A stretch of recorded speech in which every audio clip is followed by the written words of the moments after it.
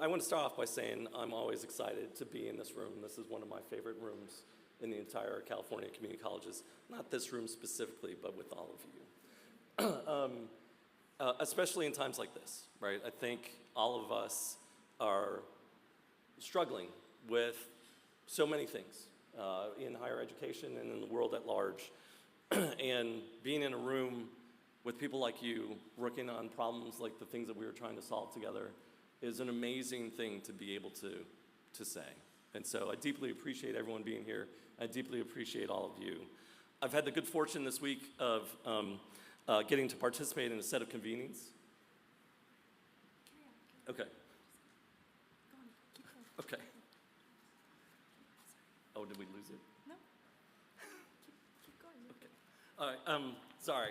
A set of convenings being run by ACCJC on understanding the return on investment. Okay. 4 programs. And it's another set of really remarkable rooms because we have people getting together to talk about data all day, which is just an incredible thing. And in those rooms, one of the reasons that ACCJC is bringing us all together is to talk about the headwinds that we're facing in higher education, right? And for those of you who didn't see it, there was a really nice summary of this earlier this week on NPR, where they went through all the things that we're facing that looks like it's going to lead to somewhere in the neighborhood of about 25% of private nonprofit colleges closing in the next 5 to 10 years. And for lots of reasons, many of us know, we have 2 million less college students in the country than we did 10 years ago. So there are other things going on, right? So in addition to that, we have the birth rate change after the Great Recession. So the number of young adults graduating out of high school is dropping rapidly and is projected to continue to go down into the 2040s. Coupled with that, we also have fewer immigrants to the United States. And then even amongst the high school students that we have, the number of students, or the percentage of students who go directly to college after high school has dropped more than 10% in the last 10 years. It's the lowest it's been since 1990. So people don't go to college as much anymore, and there are fewer of them. And then when you ask adults all across the country why or how they feel about it, they don't think higher education is important anymore, right? When you look at what they think, is it important for getting a job? Is it something that I need to do? Those are at some of the lowest numbers that they've been, I think, in my lifetime. And so we're facing these really incredible headwinds. All right, I think we're on now. And yet, we still have people in our system who are there day after day to try and make the change, right? To help people understand the value of higher education. And so in those rooms, even when we're talking about these difficult times, I see all of you, I see all of them, and I feel a real sense of hope, right? It would be really easy for us to give up. And I think that's a testament to our system. And it's a testament in this room to what it means to be a researcher. I think someone who does this type of work, research is ultimately an act of perseverance. It's this belief that hard work, careful work over long periods of time lead to better things, right? Discoveries, change doesn't happen. It's built over time, thoughtfully. And one of the things that I think is really remarkable about the way that we do the work that we do, given the way that people think about it, is we don't ever get to be right, right? Researcher is not being a researcher, doing good research. You don't ever get to be right and say, this is true. We get to be less wrong over time, right? You are narrowing the universe of wrong answers. And it's a really remarkable way to think about it. And my favorite kind of example of this, and it's another one that gives me a lot of hope, comes from the work on early childhood deaths. And so if you're looking for good news, I think one of the good news things that I can bring to you is fewer children die every day than died the same day the previous year. We've had fewer early childhood deaths for people 5 and under It's at the lowest levels it's been in a generation. It's just as recently as 1990, it was 13 million children under age 5 died before they got to the age of 5. In that year, 2010, it was 7 million. In 2024, it was under 5 million. It goes down every year. And it was no one thing, right? It's all this head of work, research carefully done on things like vaccines, on interventions that have accumulated into this massive positive change on behalf of the children of the world. 5 million is still too many children, and many of them are dying from preventable deaths. So there's still room to go, but that is an incredible story. And we see those types of stories if you look closely around us all the time. And I'll point to one of them. Even amidst all the chaos, everything that's happened over the last 10 years or so, the percentage of our students who complete with a degree, a certificate, or a transfer has been going up about 1% a year, every year. And that's because of the work that people like you do, the people all across our system do to try and get a little less wrong every day. So that kind of work reflects a particular type of optimism, right? Like you have to believe that this is going to pay off to engage. And so across our state, people like you, people like the folks that I got to talk to, continue refining their methods, revisit assumptions, navigate setbacks, and choose again and again to keep going. And that's the type of progress that we've been making year after year in the system. So I want to take a moment to acknowledge that persistence and work, and ultimately the hope that it represents. And I hope that it can sustain you the way that it sustains me. All right, I want to talk about a different headwind briefly. One of the concerns that's on a lot of people's mind right now in higher education, there was another thing that I read earlier this week on my way back from one of the ACCJC convenings.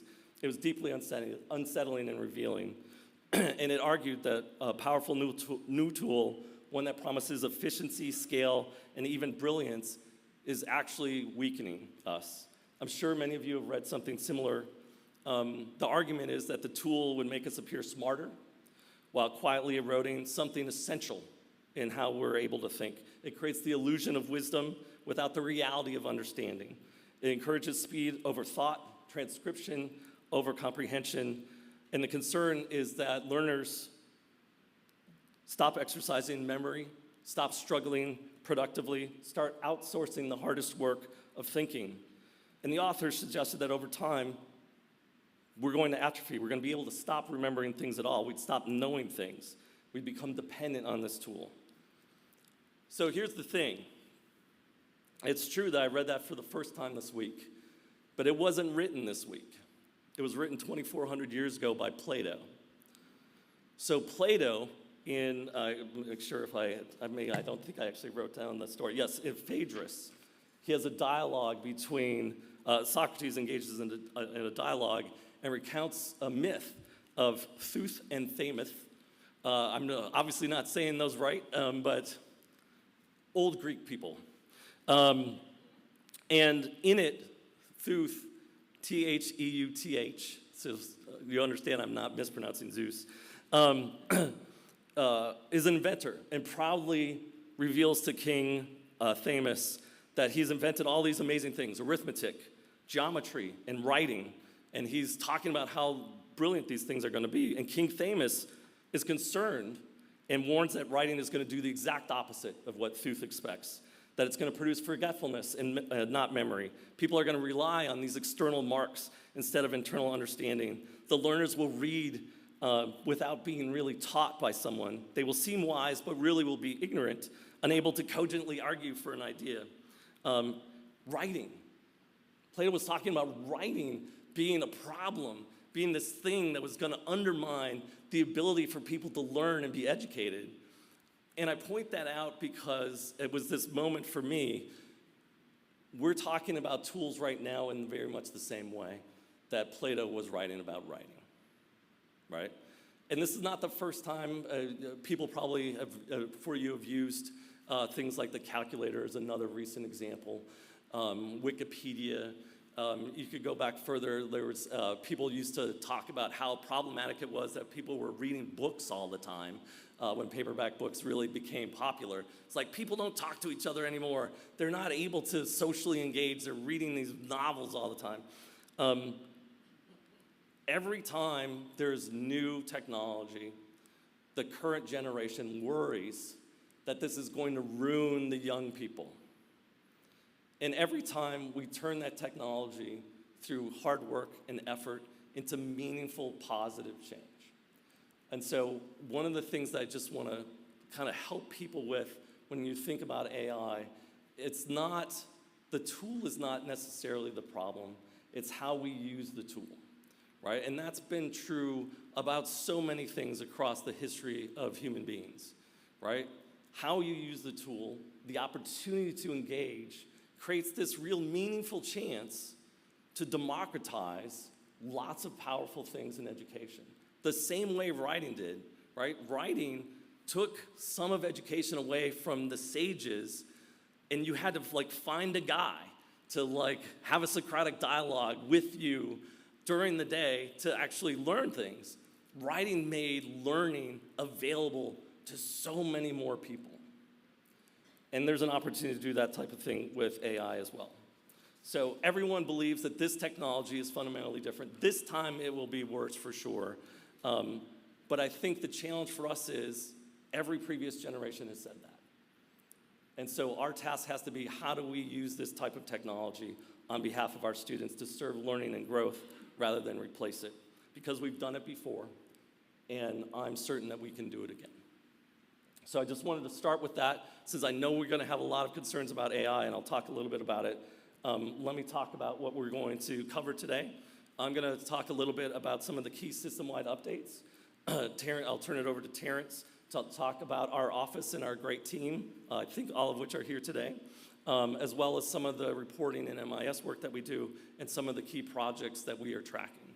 So first, a couple of things on statewide updates that I think are important. One of the things that happened is we had a board retreat earlier this year, and the board directed us to think carefully about 3 new broad areas of things that you're going to see influencing what comes out of our team, but also what comes out of the entire Chancellor's office. One of them continues to be an emphasis on putting data and infrastructure and technology infrastructure to work on behalf of students. In this particular case, they're continuing to think about how do we better serve the students, particularly in our smaller and rural colleges, and help systematize strategies to help those students have the same experiences. There was another set of things the board directed us to do as a system, and that is to think more carefully about not just getting students to transfer, but having a comprehensive strategy for baccalaureate attainment. That was something that's been built into Vision 2030. They're really going to push us to try and think carefully, build new demonstration projects to drive that home. And then the third thing, this started as a conversation about internships, but one of the things the board is directing us to do is to think about how we set up a robust policy and research infrastructure at the Chancellor's office, not just within the office, but a broader center that can essentially help drive change and help make our data more available to researchers, not just in our system, but throughout the country to better understand outcomes in our system and help drive higher education policy forward. And then in addition to that, focusing on how do we make more opportunities for our students. One set of those opportunities are going to be focused on trying to make sure that every student who goes through a CTE program has an opportunity to get an internship. And the other one is to help make our institutions engines of employment themselves, and to really think about how we can provide that experience. And the reason the board landed there is because you've probably seen some of the news over the last year or so about how many students who are graduating with a degree for the first time are finding it hard to get work. And one of the best solutions for that, excuse me, is to make sure that they have work experience before they hit the job market. Okay, Other big things that we have going on. You're probably increasingly seeing a lot of things coming out from the Digital Center for Innovation, Transformation, and Equity. And the Chancellor's Office has stood that up as a way for us to collaborate with all of the districts, but also with nonprofit ventures to allow us to find more significant ways to innovate and to be more innovative in the funding structure that we have access to. I'm sorry, this cold is really doing a number on me. So this is going to be a system-wide hub that's going to help us plan, evaluate, and scale AI and technology across the system, supporting research, practice, and policy. One of the things it's already doing is supporting teaching and learning in the era of information literacy and generative AI. It's working to support modernization in our workforce technology and providing professional development in artificial intelligence and to help inspire adoption, meaningful adoption of AI. It's also going to work to support innovative research and development leading to transformation. One of the things that's located there is the Common Cloud Data Platform. And so we're hoping to make that a hub of information that can help all of us have better access to information about what's happening in our system, to secure and scale partnerships with strategic technology partners, and to always keep at the core of that a focus on making sure that we are doing this for all of our students, especially the ones that need the help the most. I'm really sorry. I may have to have you take over this part in a second if I lose my voice. One of the things that they've just stood up, led by Craig Hayward, I don't think he's here, is there's a new AI microsite that goes through a whole variety of different supports, helps you navigate the world of AI. It lays out the principles that our AI Council has developed for how to use it. One of the things that's going to be coming out in the next couple of weeks that people have been talking a lot about since the OpenClaw came out is what to do about agents, AI agents. And so the Chancellor's Office will be releasing a new policy on agentic AI very shortly. And the gist of it is, it's an amazing tool, but you should never do it outside of a sandbox environment unless your team at the college has actually signed off on it. It's incredibly dangerous and very difficult to make sure that you have control over, so you have to test it very reliably, and we'll kind of walk through some principles for that. So just really briefly, the type of things that the Digital Center is going to focus on is basically the front end of this pipeline, really understanding what all of us in the colleges need, assuring alignment of the work that they're advancing with system-wide goals, and then to try and prioritize them, working with the TTAC and other committees at the state level to make sure that we are setting the right priorities for the system, and then to conceptualize, partner with the right people, and develop and pilot it. That's what the Digital Center is going to work on. And then once we have good models of things that work, then we will work to scale them and sustain them as a system. And they'll be doing a lot of our technology evaluation to make sure that all of these possible tools that we are developing and are becoming available do what we want and make sure that they have the protections we need for our students. I am so sorry. Okay, a couple of things that are really big that are going to come out of the Digital Center, the Career Passport and eTranscript 2.0. For those of you who haven't been following, the Career Education Master Plan has, as part of it, funding a career passport that would live in the Chancellor's Office but support all Californians. And it's being designed to facilitate hiring based on the skills that people already have. One of the reasons that it's important to highlight that for all of you is you'll notice facilitating hiring based on skills is not something we've historically done. And so we're going to have to do some work as a system to make sure that we are properly identifying the skills that our courses and programs provide. Some of that's already available, depending on how well your student learning outcomes are built out, but that is something that we're going to have to think about as a system. It's where the state is going. We are going to be supporting it, so I just want to name that for you as something that's going to be coming. Students are going to get, not just students, Californians are going to get a personalized digital wallet that people can use to share their academic and non-academic skills directly with employers. So it'll have a wallet, a skills registry, academic credentials, and credit for prior learning from the MAP system. It'll integrate directly with e-transcript and include non-academic credentials and a verified digital resume. Both of these RFPs are live right now and are out in the wild, so to speak, and we will be working on bringing information about that out to the system over the next few months. The importance of this, and the reason that the Chancellor's office and the system is weighing in here is because we wanted to make certain that the verification of skills is a universe that we continue to control, right? And in some other states, one of the things that happens is you can fill up these credential registries with a credential that anyone provides and no one reviews. And so our goal is to make sure that the folks in higher education who've spent their lives thinking about student skills, thinking about reviewing and assessing them, stay at the forefront of those types of conversations. And so there will be Chancellor's Office-led pilots and early adopters with the Digital Center coordination. We'll be working on defining the skills and competencies statewide, but including obviously transcripts and credentials from our system and building towards a scalable statewide model. One of the other things I've been talking to you guys about, and this is not being driven specifically by the Digital Center, but is related to the work there, and that's the reimagination of CCC Apply. This has been really exciting work. I don't see Elaine. Elaine, are you still here? There's Elaine. Elaine has been one of the tri-chairs for this work. Everyone give a big shout out to Elaine.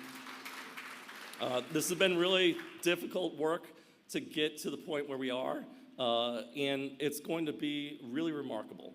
The goal here has always been to improve the user experience, make it shorter, make it more student-friendly, make it mobile, increase the accuracy of the data that we're collecting, and to protect and mitigate against fraud.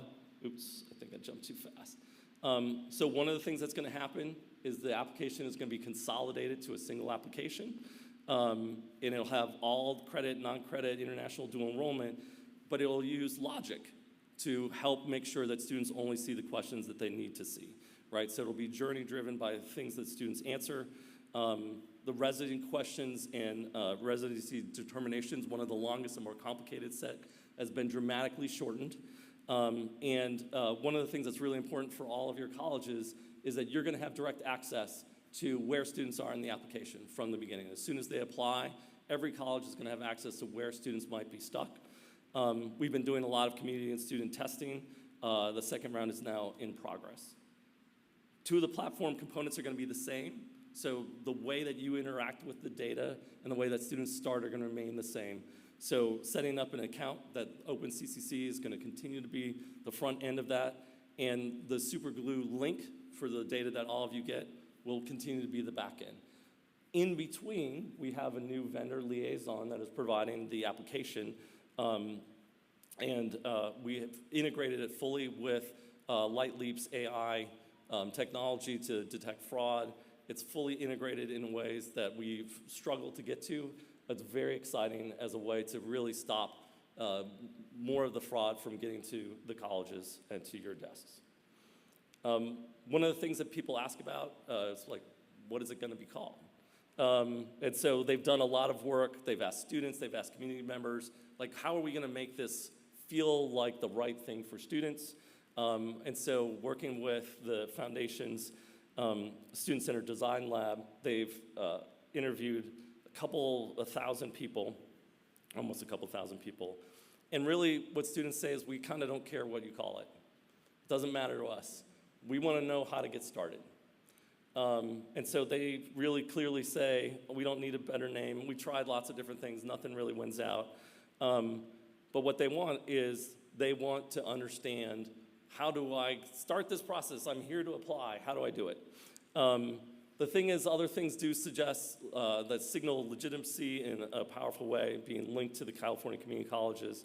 And so we're going to have basically two different experiences. One for students, so that students basically are directed immediately into the platform and can experience getting started. And the one for the rest of us that helps make sure that we understand that we have an official statewide system and an identity to build trust across the system. And so what it'll look like for students is something like this, where you're not going to CC Apply, you're clicking on a button that says Start Now, right? And that will be embedded at all of your colleges. It's going to maintain the opportunity for colleges to brand the entry, to brand the experience. And then for us, it'll be CCC Start, right? So it's kind of got some commonality, but we're not going to market it to students in that way. For people who are wondering, we're going to be transitioning over time. And so it's going to roll out in phases. Jory and Craig have been going to all the different stakeholder groups, to lots of meetings to kind of share the direction, to help make sure colleges are ready to roll this out in phases and support the transition. Wave 1 is going live in June. There will be a little bit of a ripple to the wave, so there's one wave that starts, but then colleges may start at different times. And then Wave 2 will go live in October. And so we're hoping to recruit more people for that. If you're interested, you can always grab that if you want your college to be in Wave 2. And we're really continuing to try and recruit people into that. The goal is to get as many colleges through this system in the next 18 months, or 18 months from June. One other thing to be aware of is the two systems are going to continue to coexist for a minute. So both the legacy CCC Apply and the Reimagine Apply platform are going to be in parallel production for about a year and a half or so. And the cutover is by district. So individual colleges can't cut over on their own. The whole district has to go at once. It's possible that students may have to use two systems for a while if they're applying to colleges or districts, one that is using the new system, that's because it's transition, and one that hasn't yet. So there is this, we may have to do a little bit of help with students during this period if they get a little confused. But for us, that'll mostly happen when they come to the platform. For all of you, it'll continue to be the entry point that your college has. So hopefully it shouldn't be too confusing for students unless they've already started someplace and they seek to apply someplace else. Tons of information on the website, including one of the things we always get asked is like, well, I have this thing I really need to tell you about CCC Apply. It's super important. We've got to have this question, or we've got to take this question off, or did you think about this?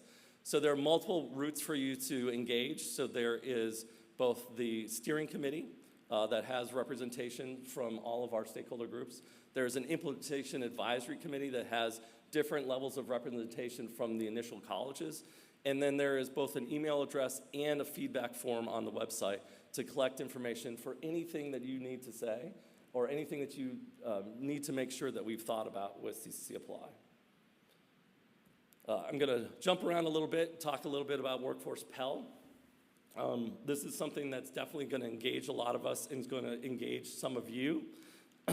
So for those of you who don't know, I assume most of you do, Pell Grant eligibility was expanded through H.R. 1. The big, beautiful bill, to allow students in high-quality short-term workforce training programs to be eligible for a short-term Pell. The final regulations, they just did the final rulemaking. Hopefully we should see the final regs that are going to be the ones that are live very shortly. We're being encouraged to participate. The challenge is meeting all the different requirements are going to be very difficult to demonstrate. And so the U.S. Department of Education has directed states to develop a process. The Governor's Office and the Labor and Workforce Development Agency are going to be doing that for California. There's a bill already in place to help them clarify what data is going to be used. One of the things that's going to be really important is to think carefully about programs that are close and to think carefully about what the limits are in how you identify some of the outcomes. And I'll just name a couple of the real problems that we have. One of the biggest ones is defining entry into the program, right? At many of our institutions, we don't know necessarily exactly when a student has entered a program. We're going to have to make sure that we think carefully about that. Otherwise, many of our programs that could very easily be eligible might not be. So we're going to be working to provide guidance as requirements are finalized and working with partners to develop, there's a system-wide strengthening community colleges training grant submission that we are working to complete. Terrence and I just got a couple of questions that we have to help complete for that submission. one of the things I'm going to ask is for you to start thinking about what programs might be close, because we're going to be reaching out as we go forward to make sure that we are identifying the right ones to make the case to the state. There's going to be some funding here for these students, and we want to make sure that the California community colleges have access to it. I'm realizing I'm starting to get a little bit into your time. And what? Payback, yeah. So these slides are all going to be available. One of the things, I'm just going to note a couple of things. On Common Course numbering, we've been making a ton of progress. The Phase 3 template is going to be delayed a little bit. And so we're going to work with colleges to have Phase 3 Common Course numbering online courses facing no earlier than fall of 2028. So that's pushing things out a little bit as we continue to negotiate both with the state and with our higher education partners. There's some new legislation by Berman that could influence transfer and articulation. And so we are going to continue to work on this. There's tons of information on the Common Course numbering website on the Chancellor's office. If you have questions about that, I encourage you to look that over. Another set of work that's going to probably fall on a lot of folks in this room is the top to SIP transition. So there is a crosswalk that's available right now. All the changes that people have asked for are logged continuously. We would really encourage you to locally help your colleges review the SIP codes and make sure the crosswalk makes sense. If you have any mappings that you think we've done wrong or you have new mappings that you need us to consider, you can always email the top to SIP email address. One of the things that is the case, though, is we are revising the deadlines and pushing out the full implementation to spring of the spring 2028 reporting period. All the SIP codes and SAM codes need to be submitted by June 30th of 2027, and the fiscal updates are going to be due or need to be revised by June of 2028. So if you have requests to review, make sure that you're covering the current top code, the requested SIP code mapping, and make sure you specify. One of the things we're looking really carefully at is the correspondence of CTE SIP codes. I'm going to skip a couple of these slides because we just need to get to Terrence and turn it over to Terrence to talk a little bit about the fabulous team at the Chancellor's office.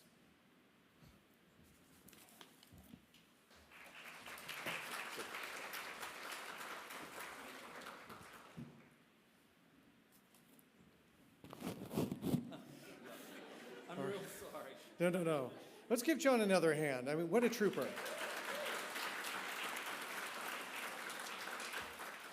And I want a little credit too. I just took a class in advanced sitting in a chair while someone's talking. I did get an A, so you know. You did an excellent job. Thank you. Yeah, I didn't heckle. You didn't heckle a single time. I didn't. I'm evolving. Good for me. But I know we've been sitting for a bit. Why don't we all stand up for a second? You stand up and do the big stretch. You know, wiggle around, get the circulation going, right? It improves the brain. And of course, you know I'm going to do a game, right? So I'm going to call out a category. If you're not a member of that category, then you get to sit down. But the purpose of this section is to really highlight the amazing staff at the Chancellor's office. So if you are not currently an employee of the California Community College Chancellor's office, please sit down. All right, now look around. Who's standing? Our mighty crew. Let's give them a hand.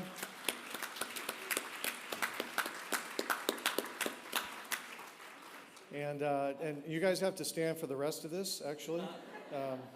No, you can sit if you wish. But I'm going to throw out some names here.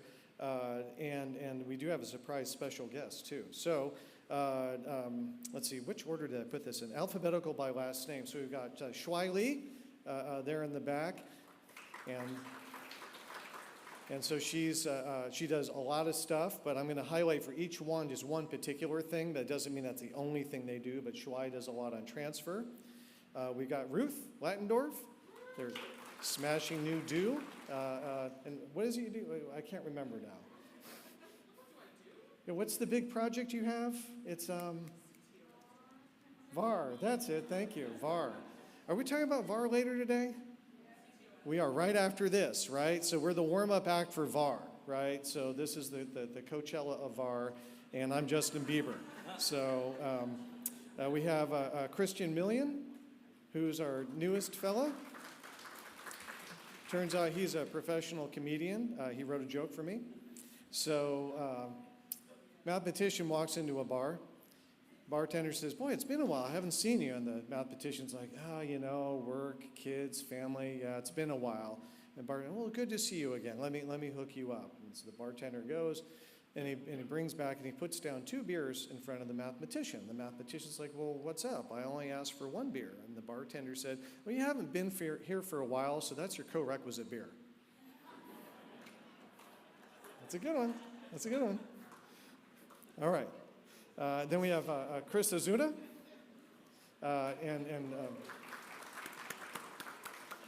and one of Chris's big projects is Data Vista. Anyone here work on Data Vista besides Chris? Oh, yeah, I see. There's Adriel and there's Eric. All right, and are you guys doing a workshop tomorrow? We are, in fact. Nice. Very exciting. Thank you. All right, and then we have Rajun Yang, who's back there, and I'll highlight a couple of her big things. Community College Baccalaureate, which is a priority for the Chancellor's office, and she also helps with CPL, apprenticeship, a lot of things. And then we have Vacancy. Vacancy is not here today, but we hope to introduce Vacancy at a later time. So I don't know that. Vacancy might be here today. That's a good point. Vacancy might be here today. And then we have some managers. So we've got Patty Sanders, our fabulous Director of Research. Nice. We have John. I'm going to go last. Our next is our super special surprise guest, Todd Hoig. All right, all that good MIS. And then there's me. And I'm visiting, right? I'm a visiting fellow. I'm being borrowed from Cabrillo College. And that means I have an expiration date, 440 days. And so John then, may need to replace me at some point because everything's temporary, right? We already extended you once. So. I have been extended once. It could be extended again, but that means that one of you could be the next visiting person. And so if you want to know what it's like to be a visitor, Eric Cooper was a visitor. Denise Inseong was a visitor. I think she stepped out. So just feel free to chat with us. So thanks so much to the staff. We're at a high water mark of the volume of staff, and they're always available to you. So engage with them, tell them your suggestions, your concerns, ideas that you have. And so and we got the whole team here. So that's how much we value and appreciate this community. All right. So now on to fun stuff, reporting. Woohoo.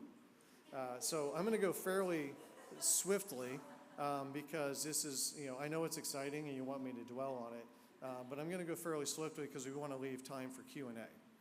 And so here is some reporting stuff. So ACCJC annual report. How many people have already turned theirs in? How many people are waiting for something? How many people have emailed me asking me when that thing is going to be ready? All right? And who in here is working on it diligently as we speak, right? And then I want to give John a lot of props because you engaged with ACCJC and you did obtain we got a couple of extra weeks. Got a couple of extra weeks, so thank you, John. All right, gave us 2, but we got you guys' back, so just, stay in touch with us. We'll keep you posted, and we'll help you out with that reporting. VAR is a big deal. You guys, submitted your first, tranche of MIS data in fall. We did look at it, and the good news is you guys gave yourself a lot of opportunity for improvement in the future. And so a couple of suggestions, I would say like for some of the programs like EOPS, right? So one of the things that's, I guess, it's a little vexing to me about the VAR, but also an opportunity is, for example, with EOPS, you've got it reported in the SE table, right? That should be solid. It's also an SG, and then you have it in the VR table. So just take a look at those head counts and see if they align, for example. So just, engage with it, take a look at it. And then we're going to work on some additional feedback report. And there's also a lot of discussion about, how do we define things, operationalize them, creating a little more consistency. So it's a fun journey we're on. I'm really excited about the data, and thank you all for participating in that. And again, we're talking about VAR pretty soon here, so that'll be good. Data Vista, a big project, or accountability dashboard, that will be updated, and I have a date. It's going to be soon. Actually, I think I can say very soon. Depends on how you define very soon, yeah. So it'll be very soon to soon. So that'll be fun, a new tranche of data. There are some newer MIS tables that we've got that we'll also want you to take a look at. One's I call it the P-squared table for pilot programs. How many people are involved in a pilot program? And I know more of you should be raising your hands, so check and see if you were part of a pilot program. One of them is like United Domestic Workers, UDW. So, check in with your college, see if you're part of a program pilot, and some of you will be getting some emails from me saying like, hey, I noticed you're part of the pilot, and we didn't see data in the P-squared table. Is there anything we can do to help, right? So this isn't trying to get on anyone's case. It's what can we do to help support you guys? Because there is a lot of MIS elements, but we're also getting a lot of pressure on various fronts to do more and more reporting. But we want to be in partnership with you and see what clarity and resources we can provide on that. The SN table, did I get that right? That's the student nursing table? Okay, I got it right. So that's a fun and exciting one too. And we have a lot of focus on data accuracy, particularly with apprenticeships. So take a look at your, see if I remember this, CB09 and SB 23. So take a look at your apprenticeship codes and just see if they align. Engage with your workforce development people, because it really helps with funding and resource development and advocacy. Credit for prior learning, the SY table that's newly emerging. Take a look at that. There's the MAP system some of you are engaged in. So we're trying to create alignment between these systems. So we're spinning up a lot of new stuff all at once, and it can feel overwhelming. And so again, let's just stay in contact with each other and see what we can do to support each other as we go forward. Pam, we had a chat earlier today, and she was like, last time I counted, Terrence, there was 365 data elements, and I think there's more now. So I actually, I engaged with Claude AI, and I asked it to count how many data elements, and I exceeded its limits because I had the free version, so it couldn't even count. But it said between like 300-400, even more. So it's a lot of elements, right?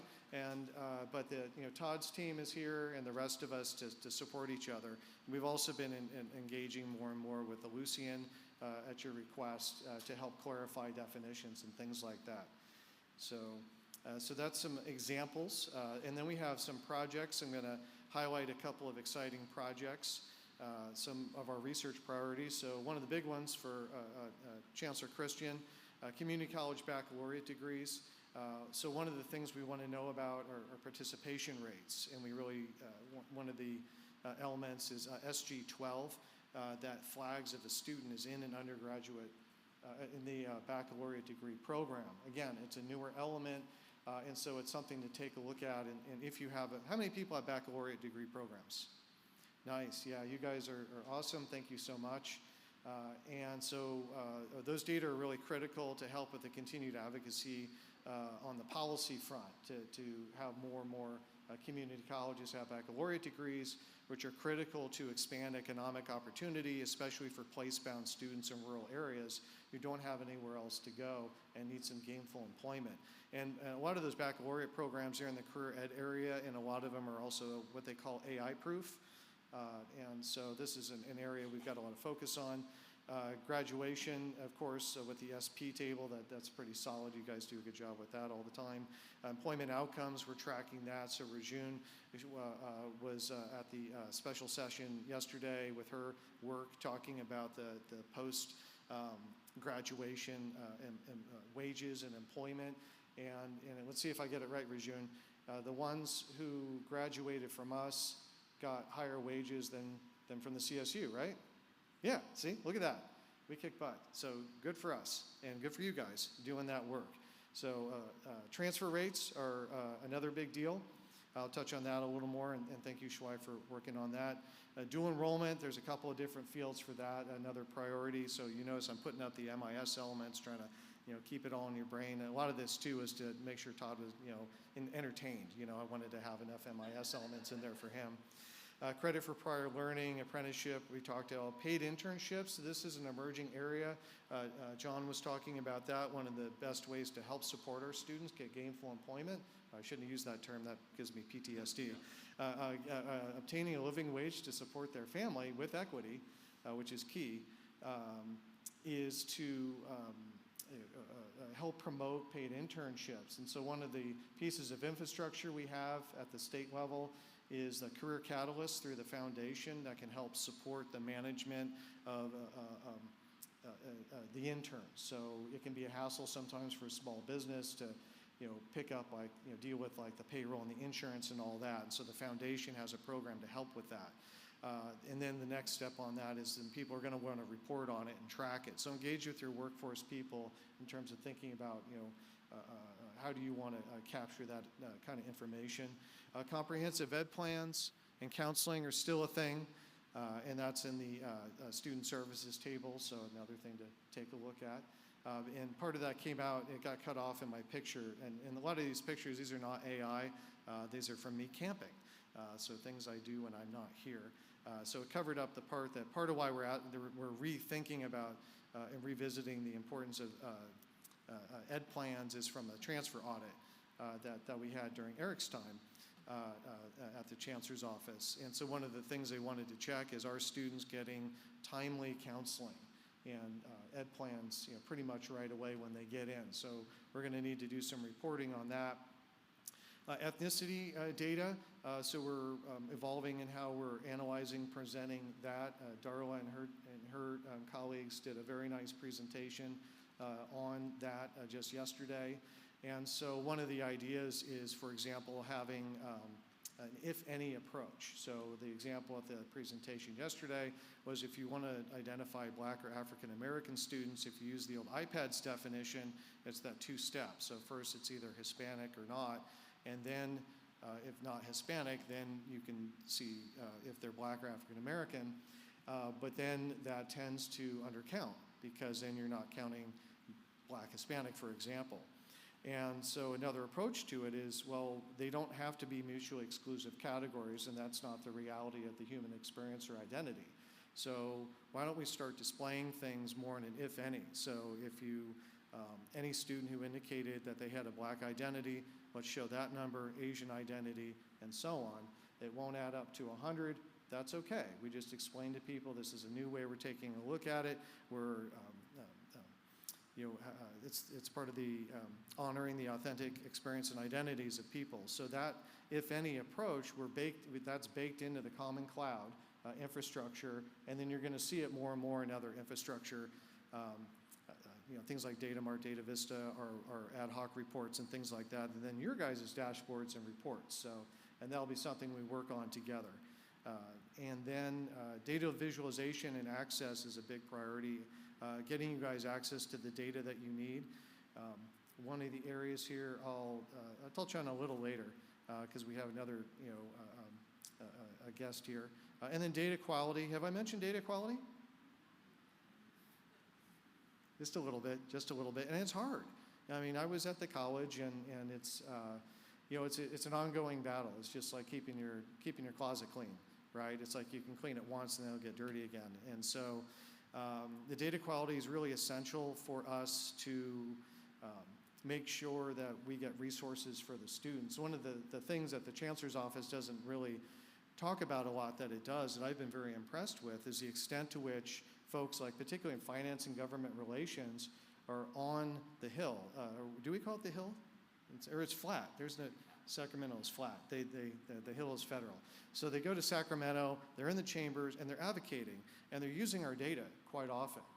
But it's not something I didn't really hear about that a lot when I was at the college. So that's something I've really witnessed, the amount of attention, time, and care that our finance and GR folks do to help advocate for resources for our students.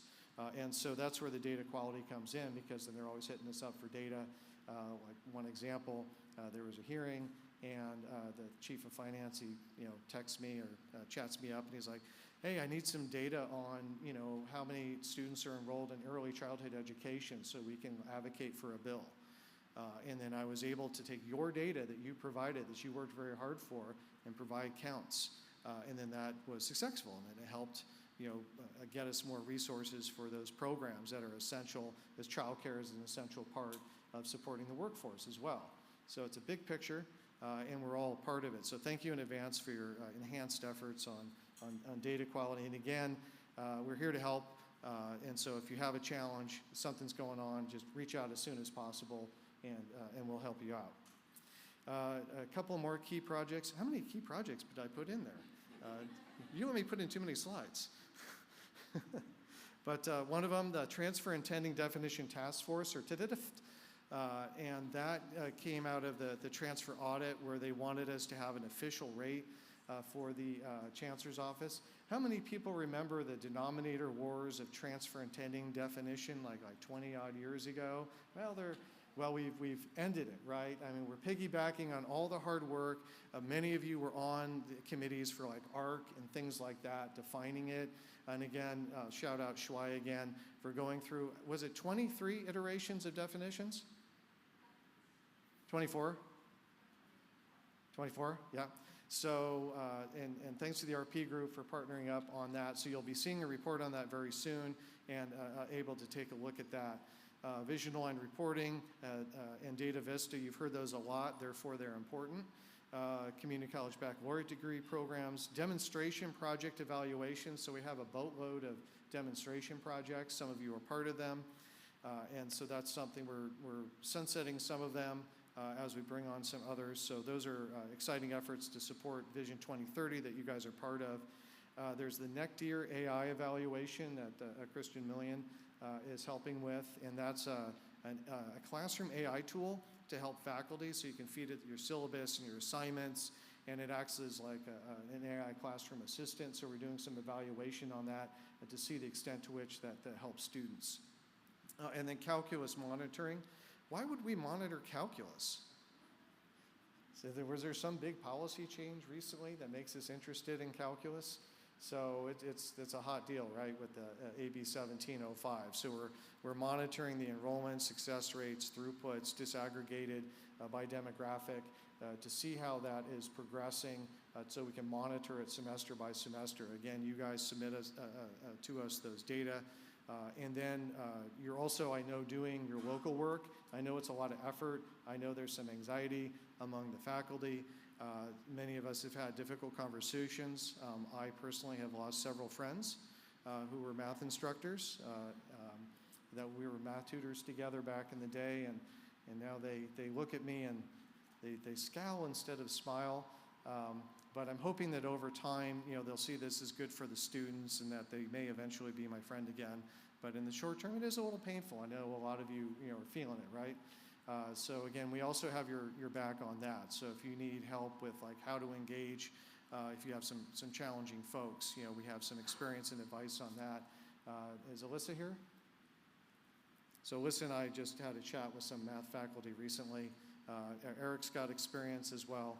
So there's plenty of other people to chat with. And then we have infrastructure.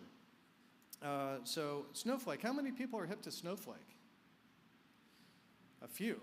So, but you're really into it. You were very, it's cool, right? Yeah, so check it out. Check out Snowflake if you haven't read about it. It's a great way to port data between different systems. So we're upgrading a lot of our back end. Multiple measures placement service. How many people have heard of that? So that's through the Tech Center. How many people have heard of the Tech Center? There we go. Is there anyone here who is from the Tech Center? There we go.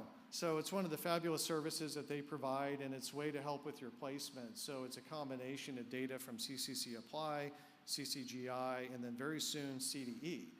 Because we get a lot of grief sometimes on the self-report data, so we're getting the real deal from these other sources. So check it out, engage with that, and we'll have more announcements on that coming up. The Common Cloud. How many people are Common Cloud pilots?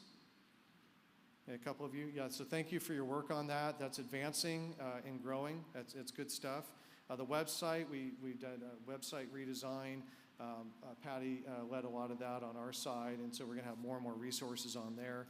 Let us know any suggestions. We've got our data warehouse that the Tech Center also hosts, and we've been using that quite a bit to help integrate data sources. And then there's AI, which I guess is infrastructure. So we do have ai.cccCCO.edu. So if you're interested in what's going on with AI engagement, that's a URL to go to and see what's going on. And then just last week, there was a summit, the ASU plus GSV AI Summit down in San Diego, I believe. And Dr. Christian, she had been talking a lot about AI literacy, and now it's evolving to human AI agency. And so this is reminiscent of some of the comments and thoughts about, how many people have concern that they're going to be replaced by AI, right? I mean, I'm terrified of it. And it's something for us to think about, because there's a hype about AI, and some people may believe that, like, oh, we don't need a research analyst, we'll just, get some AI to do it. Well, AI is not smart enough or good enough yet, and you still need humans for the contextual interpretation. So this is where we get to step out, show that we're humans, engage with our colleagues, and show that that we may use AI to help augment our work, help speed up our coding, find some errors, but you're still going to need humans. And that's akin to some of Robert Reich's thinking, a former labor secretary, that don't be afraid of AI. It may change our jobs, but it should augment our jobs, take out some of the tedium. But there are concerns with AI, right? It's got some built-in bias, and it's sucking up all the water on the earth because there's some people who don't really care about the environmental impact. They're just trying to make money and then also make AI killer bots, which is an important reason to always be polite when you're interacting with AI. Say your please and thank yous. Very critical, very critical. And then we have lots of exciting events coming up. So next week, CCCAOE. Who's going to that? That's there are some researchers that go there, and that's a good place to go. Workforce development is a big deal, and also they got funding, so it's good to hang out with the workforce development people. Also, speaking of AI, the Greater Bay Area Research Group, they're engaging with Craig Hayward, and they're talking about AI in our work, so that should be exciting. Pathways to Equity as the week after that. There's the Concurrent Support Virtual Conference that RP is co-sponsoring, and so that is about co-requisites. So I encourage you to check that out and participate in that. And then for those of you from the Central Valley, our final Vision 2030 convening is coming up on Star Wars Day, followed by the follow-up on Cinco de Mayo. So that will be an exciting time. And a little more information about the concurrent virtual conference. So we really want everyone to participate in this if possible. It's on a Friday, it's virtual, so you can hang out in your pajamas and slippers. And it has a lot of focus on AB 705, 1705. How many people have done some sort of evaluation work on co-requisites? Which is like a lot of hands. I see a lot of people tired too. Like, Terrence, I'm tired of raising my hand. So I'm virtually raising your hand for you. I know you've been doing the work. So this is a great place to get together and gather here with the faculty you're doing. And there's sessions that are offered twice. And so there's a QR code up there. So those of you who are on your phone pretending to pay attention to me, you can just take a picture of that QR code and go ahead and register. Okay, so I went really fast. I wanted to go much slower and be much funnier. So my apologies, because I want to make sure that there is plenty of time for reflections, Q&A, and then John slipped in a little something fun there, and 2 favors. I have to do 2 favors for you? No? No? We're going to ask for 2 favors. Oh, we're going to ask them for 2 favors. Is one of them data quality? Yes. We're going to ask for 3 favors. 3 favors. 3 favors. Okay, so this is your time. We've left some time here. Hopefully I didn't chew up too much. So we have a couple of mics. And so I should have prepped this so you guys can work up your courage, because it's a little scary to walk up to the mic and ask questions. Eric and I learned to overcome our fear and heckle the Chancellor's office on our way up to the stage. So this is your pathway to get up on the stage, and I see we have our first contestant. We just have to run to another meeting. So what is the plan and the timeline for mandatory verification? What are the main kind of roadblocks for that? We really need your help and answers. Yeah, and I think that's a CCC apply. Hello? Okay. So the timeline hasn't been decided yet. We're still working on that. The main thing that we're trying to get to is making sure that we can do ID verification for individuals who are under 18. That's obviously one of the big sets of students that we serve. Some of that will be possibly navigatable through things like the connection between CCGI and the new application, as well as the opportunity for dual enrollment students to potentially come through a local portal, but it's going to be a challenge. The good thing, though, is that the new platform that we've stood up, the DMV mobile wallet, is something that's freely available. There's no cost to students. It's something that the state of California is rolling out. It does also have on its timeline a development for individuals who are under 18. They're just not quite there yet. And so we're trying to make sure that we are navigating that carefully and have not yet set a date. So I can't give you a timeline. As soon as we know, we're going to let people know in advance. We're just trying to get to that point where we can be comfortable announcing.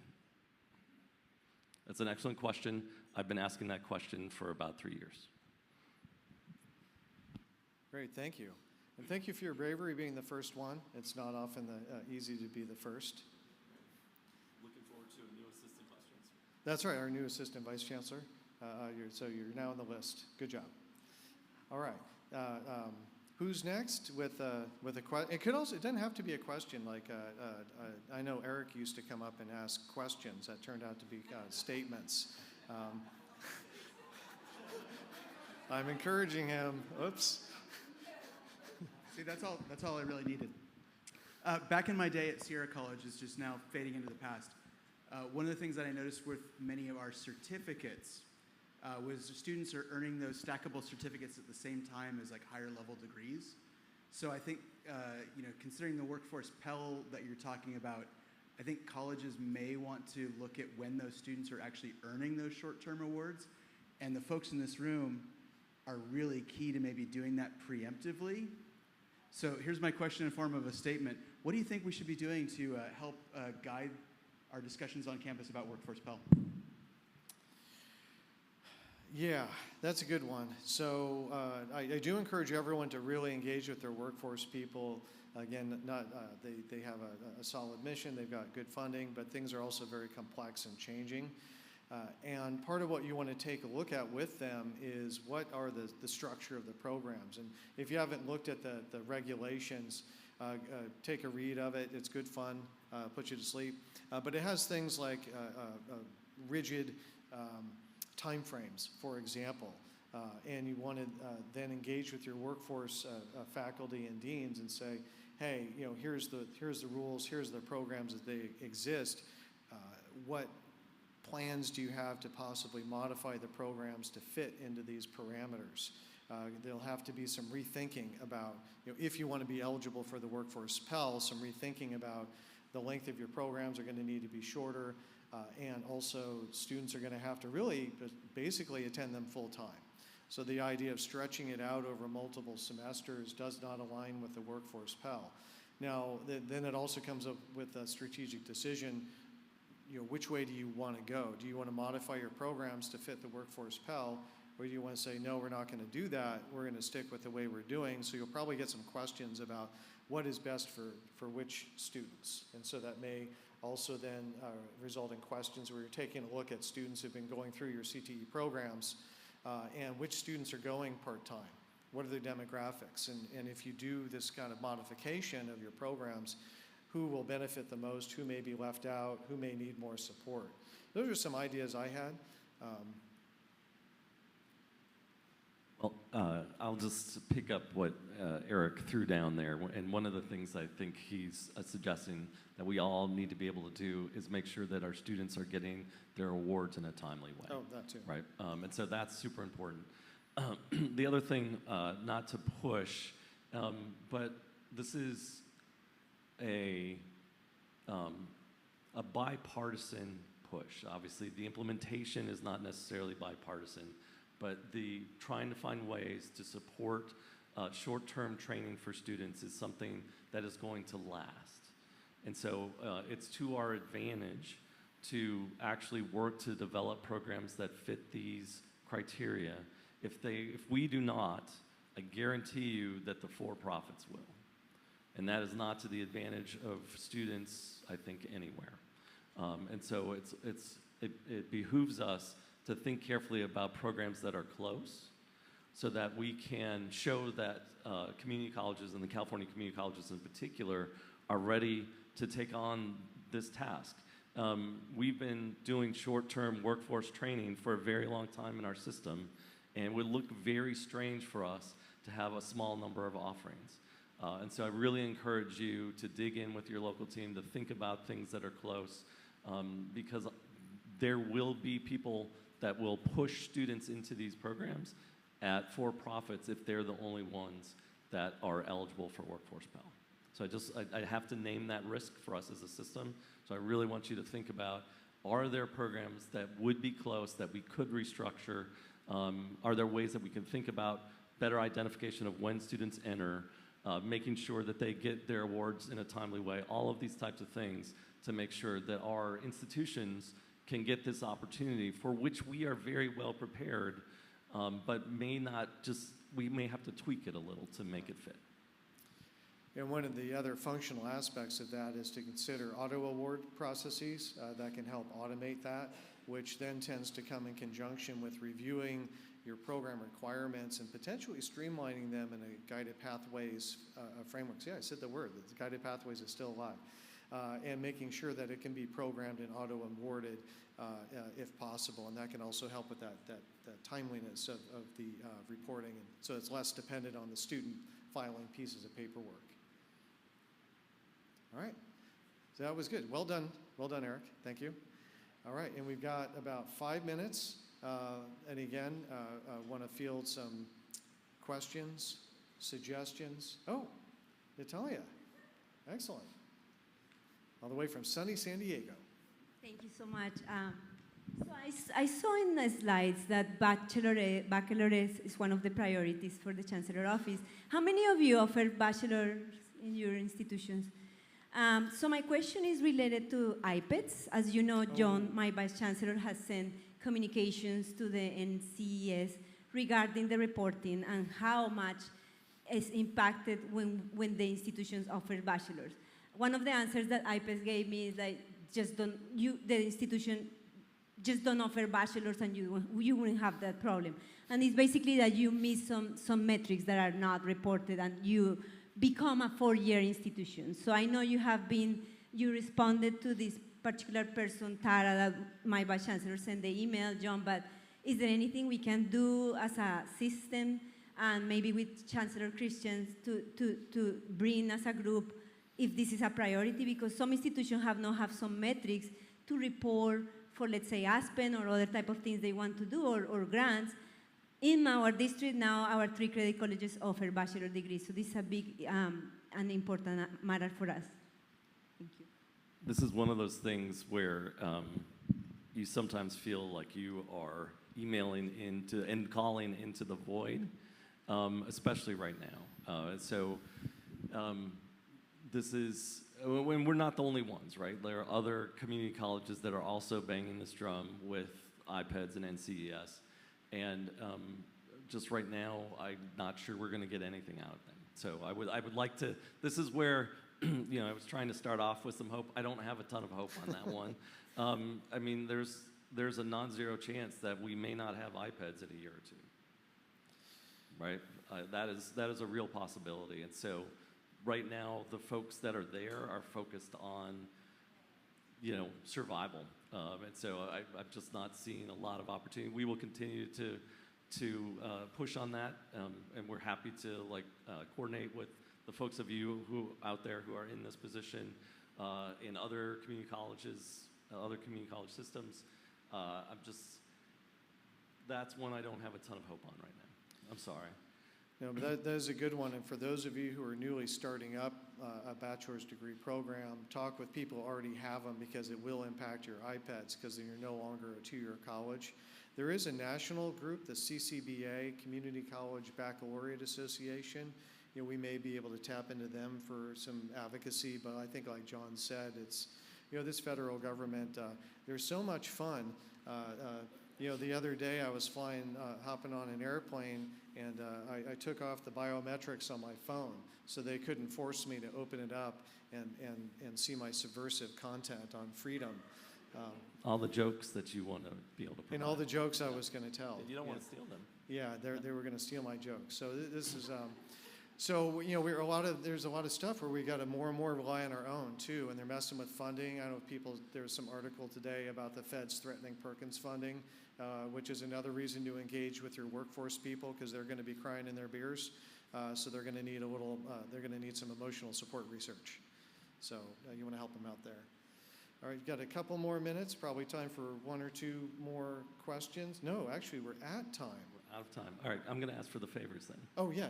Okay. So, what's that? Oh. Oh, great. All right. Well, so I'm going to ask for a couple of favors, and that'll give you a little bit more time to think.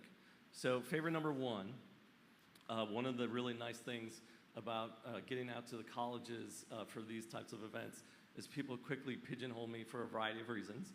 One is like, hey, when is this going to happen? When are we going to, that's not my favorite one. My favorite one is when all of you come up to me excited about something that you've learned.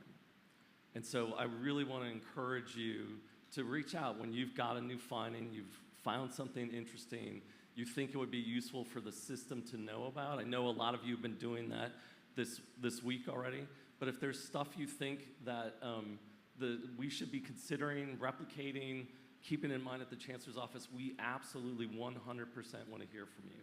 And I've got like 4 or 5 just from the ACCJC convenings and the researchers that were there that came up and grabbed me. It's like, I need to talk to you about this.